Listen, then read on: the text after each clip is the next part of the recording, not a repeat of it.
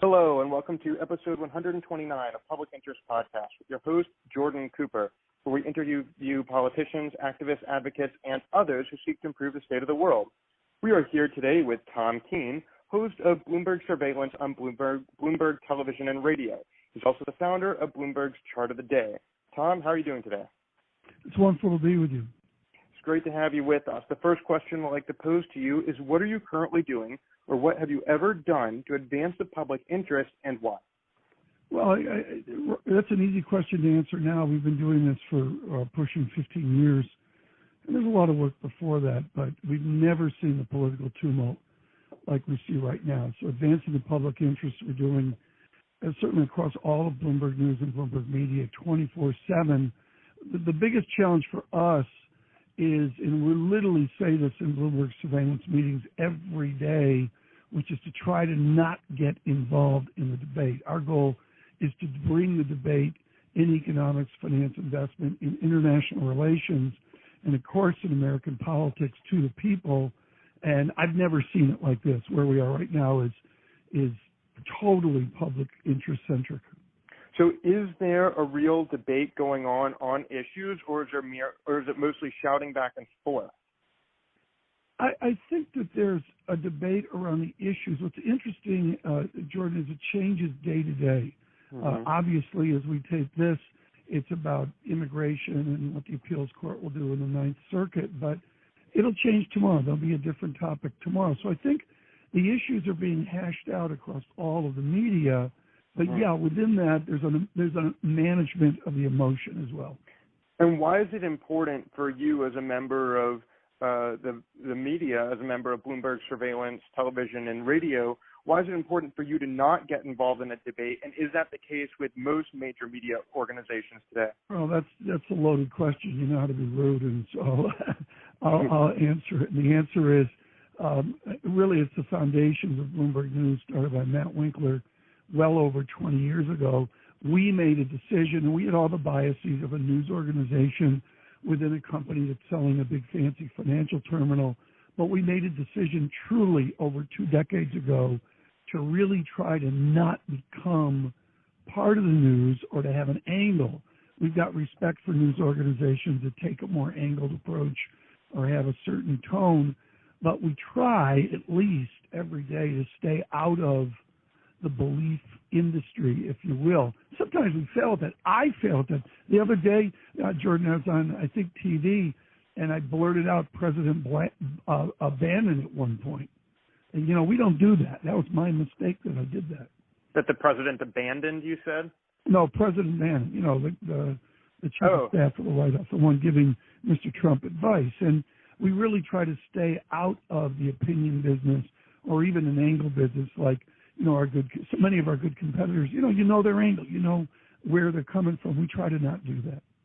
So clearly, a man such as yourself, who has had experience in the news industry for such a long period of time and met so many different people and really has access to so much information, must surely formulate personal opinions. Can you speak about the challenges you've had in suppressing your opinions as you seek to provide objective news as much as that is actually possible to your viewer and listening audience? It's 24/7. Right now, it's 24/7, and it happens every day, 7 days a week. And it's just something that you learn to manage, and sometimes I fail at it. But I've got a whole team of people around me.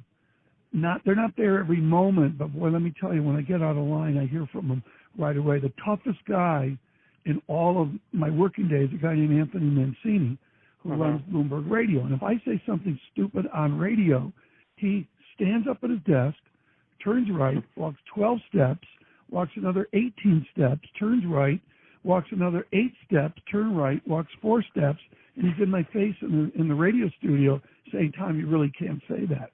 So there's not only my policing myself, but everybody else policing as well. So everyone is trying to ensure what exactly is objective reality? What is truth? How do we know that something is a fact? Obviously, that's something that's been topical lately. When you say that you really want to get to an objective truth and allow individuals who are listening to your shows the opportunity to make their own choices. How is it that you provide them with objectivity? Right. This is a really important question, and I have a little bit of an advantage. We all have things like in economics that we study and that we're good at or we're bad at. Full disclosure, I'm really not that good at differential equations, some higher level math. One of the things I have studied is a cottage industry, particularly in Britain, called economic epistemology, which is essentially the philosophy or the ethereal thinking of how we come and make decisions and all that. And the way that we get to objectivity, to me, is almost Grecian in that all we're trying to do is establish the conversation and delineate the two sides of the debate so the audience can make their decision. That's our fallback approach. Now, Tom, you say when there are two sides of a debate, but as is the case with most of reality, most things lay in the gray area. There are usually more than two sides in a debate. There are usually hundreds of sides in a debate. And also, it seems as though there are an infinite number of stories, an infinite amount of information that can be told about any story. So how is it that you determine which two sides actually constitute the two sides of the debate? And then how do you actually filter out and choose, of these thousands of stories that I could tell today, I'm only going to tell these 5 stories? And does that belie any subjectivity? Well, two ideas there. And your phrase filter out is a key skill set. I'll get to that in a moment. Take trade. What we do is establish a really smart piece which clearly has an angle. Excuse me, in this case, it's Brad DeLong of Berkeley on trade. He wrote a very important piece for Vox, VOX, and Ezra Klein shop. And then a lot of people react to what Professor DeLong said. And some of them are people that agree with 80% of Brad DeLong, but they disagree on one point. That would be Danny Roderick up at Harvard.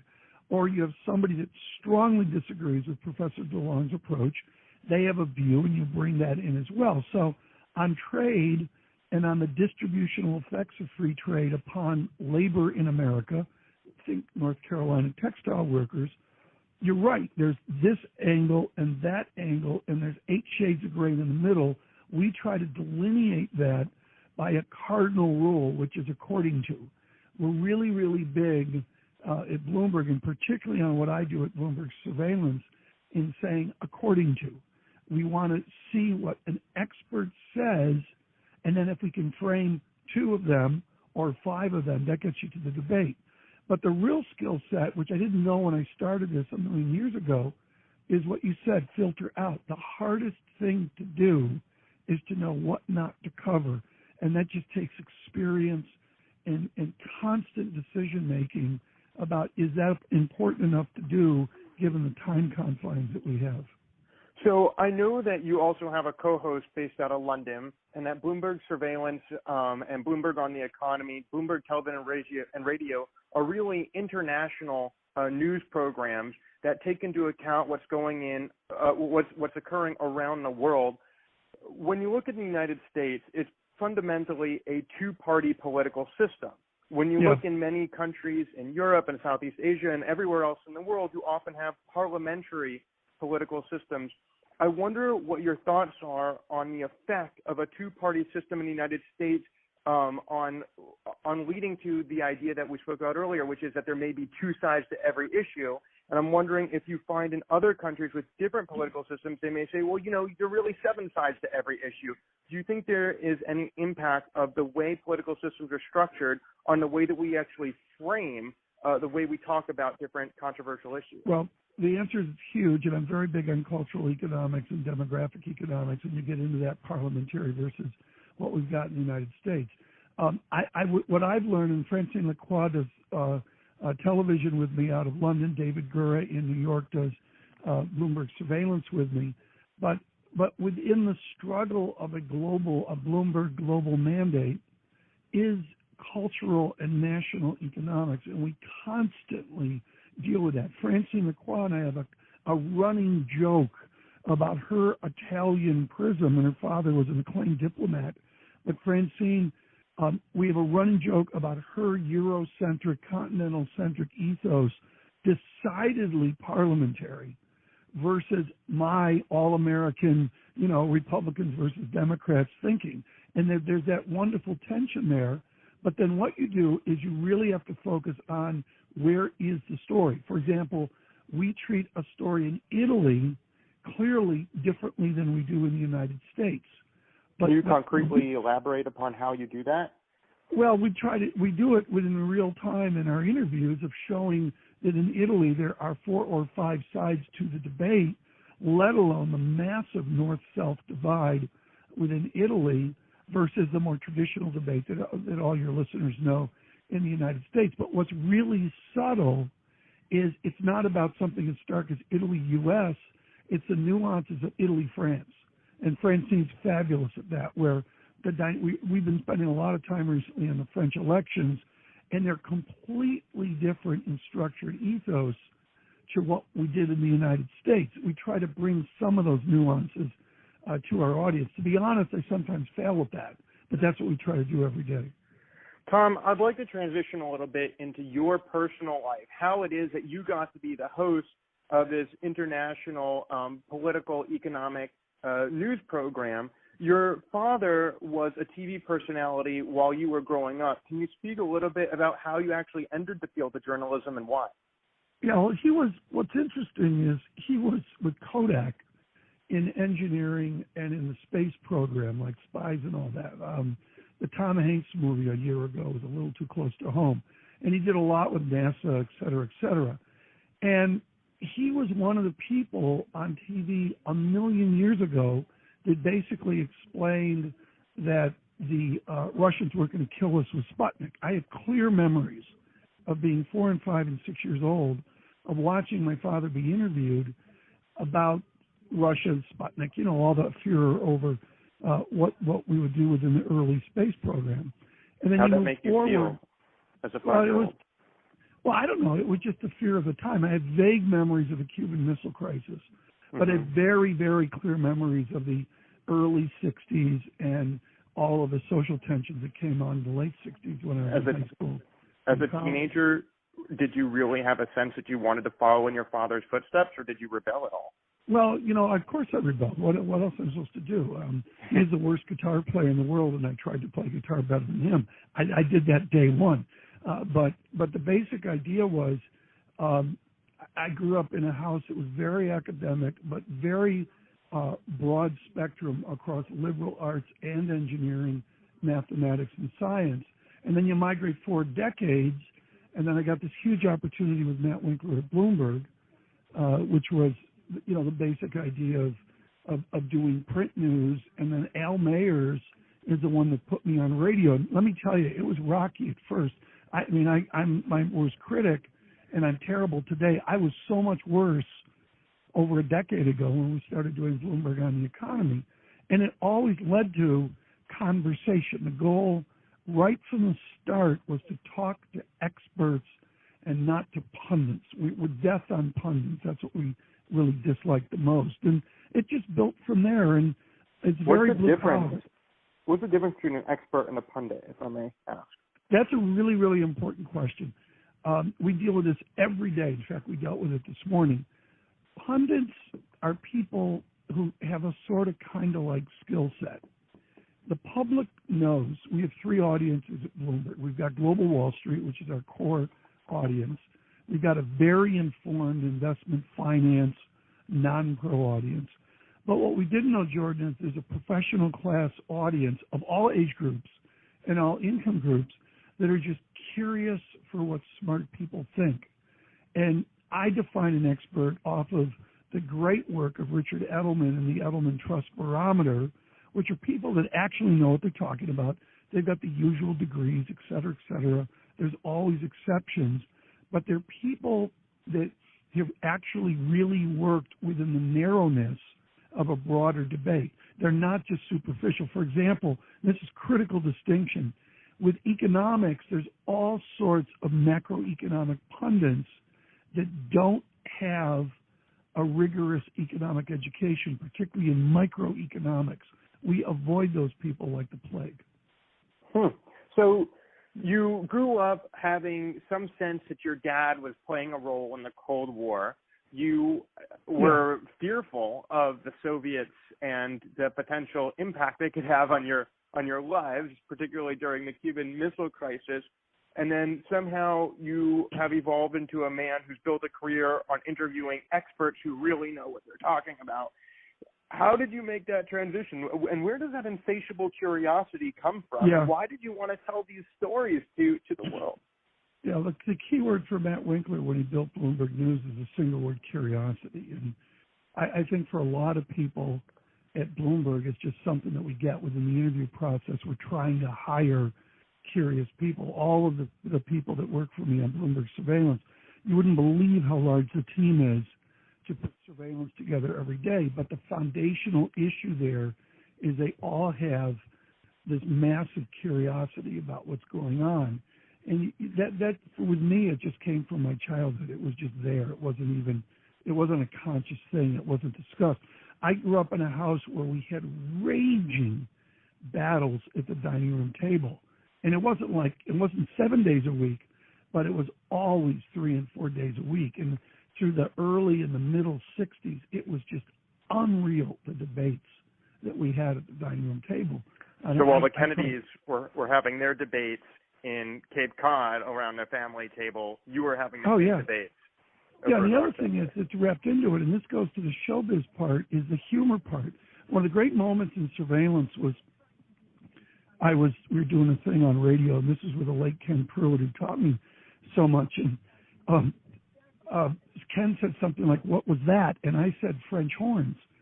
And Ken just lit up because he knew that French horns was an acclaimed single comedy act from a guy named Stan Freberg. And when I grew up, there was always this backdrop of humor to all the academics in the science, whether it was Bill Cosby or Stan Freberg or Von Meter doing the Kennedy spoof album of the 60s. It was in all the TV stuff as well. It was this huge overlay of a comedy act around the deadly serious stuff of the time, including Vietnam as a major event. In that case, was your audience clued into the comedy act as well, or was it only an inside joke among the producers and hosts? Oh no, we do it 24/7. In fact, to be honest, we have to rein it in. Radio and TV are very different, and the comedy and the lightness of the debate on TV is very, very different than radio. Radio is a huge legacy of that. But what's so important about comedy is it has to follow the serious debate. The huge mistake of modern media is to put the comedy first and then get serious. You can't do that. The audience won't accept that. So you said you had trouble in the beginning with radio. You're now both on radio and TV. You have your own podcast and your own TV show. What are the different challenges? What are the real difference in the different mediums, and how were you able to overcome the challenges you initially had in becoming a host? Yeah, we sort of stumbled into that.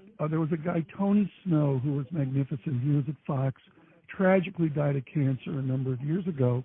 He was press secretary for President George Bush the Younger for a while. And Tony Snow came up to me at a convention, and he said, "Whatever you do, Tom, don't stop doing radio, because the siren call is to do only TV." And I do radio and I do TV.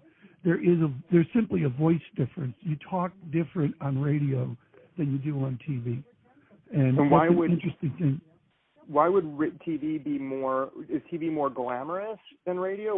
Why would you said there's a pull to be on TV more? No, I say this all the time when I give journalism lectures. Radio is much, much harder to do than TV. Radio is very pure. It's just you and the mic. There's all sorts of tricks to the voice modulation.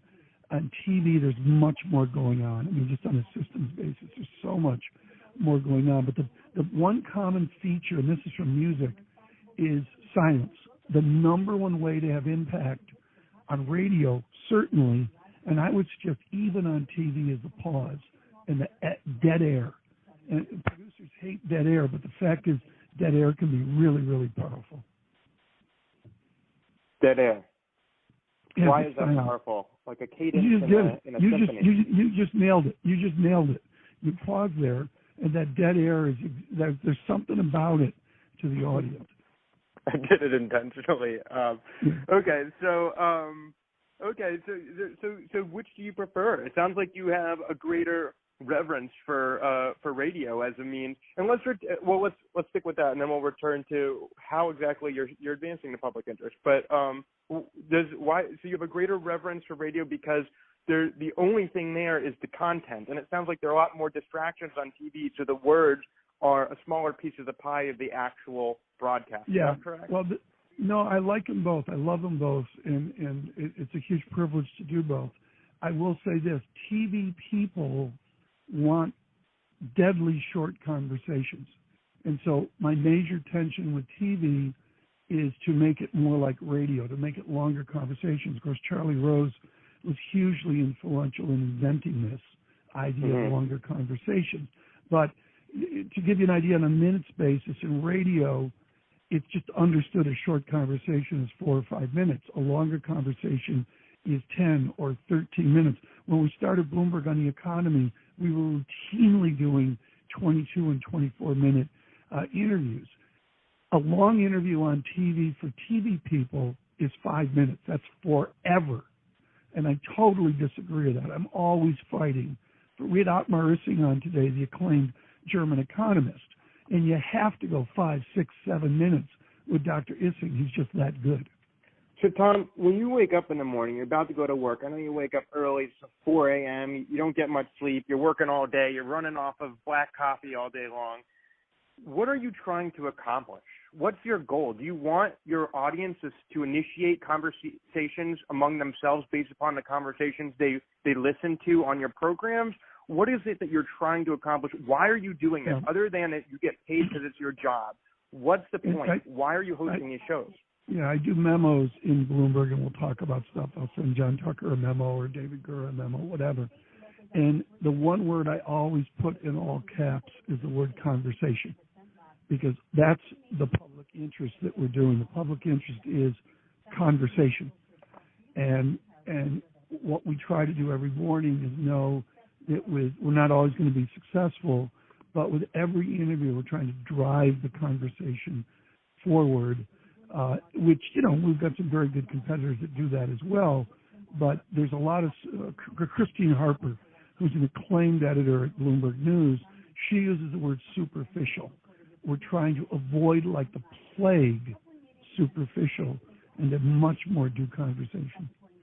As we approach the end of this podcast, I'd like to ask you a final question. This question is going to be somewhat nuanced. I'm going to ask you about particularly what you bring to the world of broadcast journalism. Of course, I'll put in a disclaimer that it's quite clear that you have humility, whether you'll admit it or not, and you often give due credit to your colleagues and your support staff.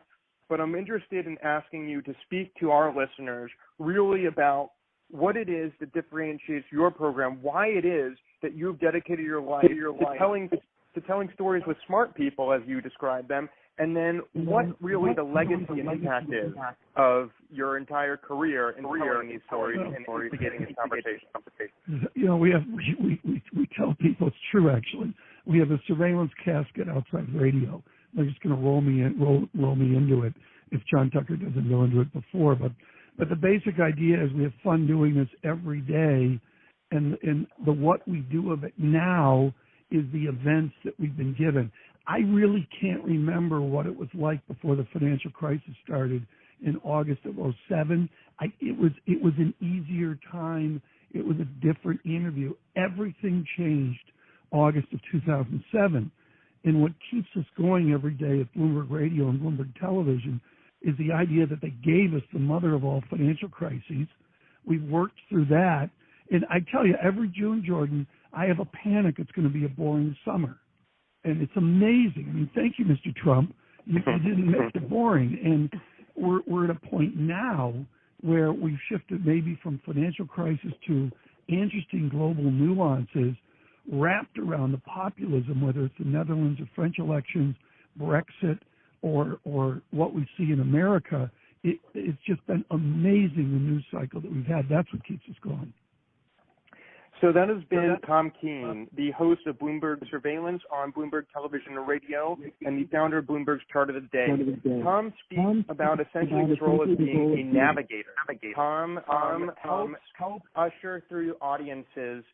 helps usher audiences through the many different complicated nuances that define our reality. He has these conversations, one, obviously, because he does have an insatiable, innate curiosity that has been with him since childhood, but he does it as a mean of driving forward conversations on air that he hopes inspires conversations in the viewing and listening audience.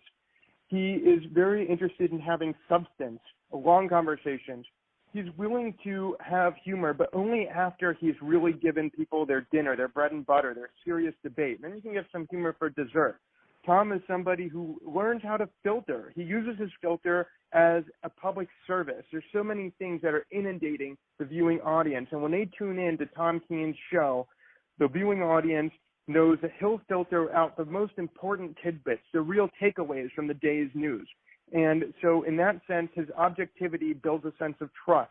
And the trust and the nuance, and also all the support he receives from his European team that gives a whole different perspective than many other traditional American news organizations, really provides, in his mind, public service to Americans and to the entire world. So, Tom, I'd like to thank you so much for joining us today on this episode. My great pleasure. And this has been episode 129 of Public Interest Podcast with your host, Jordan Cooper, where we interview politicians, activists, advocates, and others who seek to improve the state of the world. Remember to subscribe at publicinterestpodcast.com, listen on iTunes, SoundCloud, Blueberry, Player FM, Facebook, Twitter, or Stitcher. And should you wish to speak to Tom, you can leave a voicemail at 240-630-0380. That voicemail will be sent over to him by email.